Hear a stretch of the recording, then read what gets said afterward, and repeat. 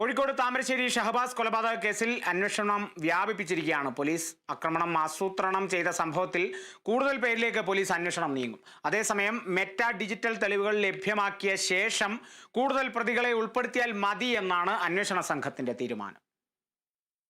താമരശ്ശേരിയിലെ 15-കാരൻ മുഹമ്മദ് ഷഹബാസ് കൊല്ലപ്പെടാനിടയാക്കിയ സംഘർഷം ആസൂത്രണം ചെയ്യുന്നതിൽ കൂടുതൽ പേർക്ക് പങ്കുണ്ട് എന്ന നിഗമനത്തിൽ തന്നെയാണ് പോലീസ് ഉള്ളത്. ആസൂത്രണം സംബന്ധിച്ച് കൂടുതൽ പേരിലേക്ക് അന്വേഷണം വ്യാപിച്ചിട്ടുള്ളതും അതുകൊണ്ട് തന്നെയാണ്.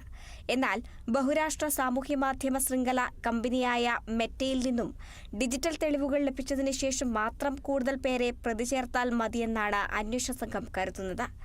ഷഹബാസിനെതിരെ കൊലവിളി മുഴക്കി ആക്രമണം ആസൂത്രണം ചെയ്ത സാമൂഹ്യ മാധ്യമ ചാറ്റുകൾ പലതും ഡിലീറ്റ് ചെയ്യപ്പെട്ട നിലയിലാണ്. അതിനാലാണ് കൂടുതൽ പേരെ പ്രതിപട്ടികയിൽ ഉൾപ്പെടുത്തുന്നതിന് മെറ്റയുടെ ഡിജിറ്റൽ തെളിവുകളെ പോലീസ് കാത്തുനിൽക്കുന്നത്. പ്രധാന പ്രതിയുടെ പിതാവിനെ അവരുടെ വീട്ടിൽ നിന്നും നഞ്ചക്ക് കണ്ടെടുത്തുകൊണ്ട് മാത്രം പ്രതി ചേർക്കാൻ കഴിയില്ലെന്നാണ് പോലീസ് വ്യക്തമാക്കുന്നത്.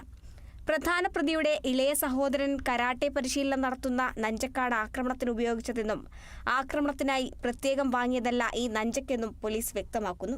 എന്നാൽ മെറ്റ നൽകുന്ന ഡിജിറ്റൽ തെളിവുകളിൽ ആസൂത്രണത്തിൽ പ്രതികളുടെ രക്ഷിതാക്കൾക്കോ മറ്റുള്ളവർക്കോ പങ്കുള്ളതായി കണ്ടാൽ അവർക്കെതിരെ കേസെടുത്ത് പ്രതി ചേർക്കാനാണ് അന്വേഷണ സംഘത്തിന്റെ തീരുമാനം. മെറ്റയിൽ നിന്നും വിശദാംശങ്ങൾ അടുത്ത ദിവസം ലഭിക്കുമെന്നാണ് പോലീസിന്റെ പ്രതീക്ഷ. Kerala vision news, Kozhikode.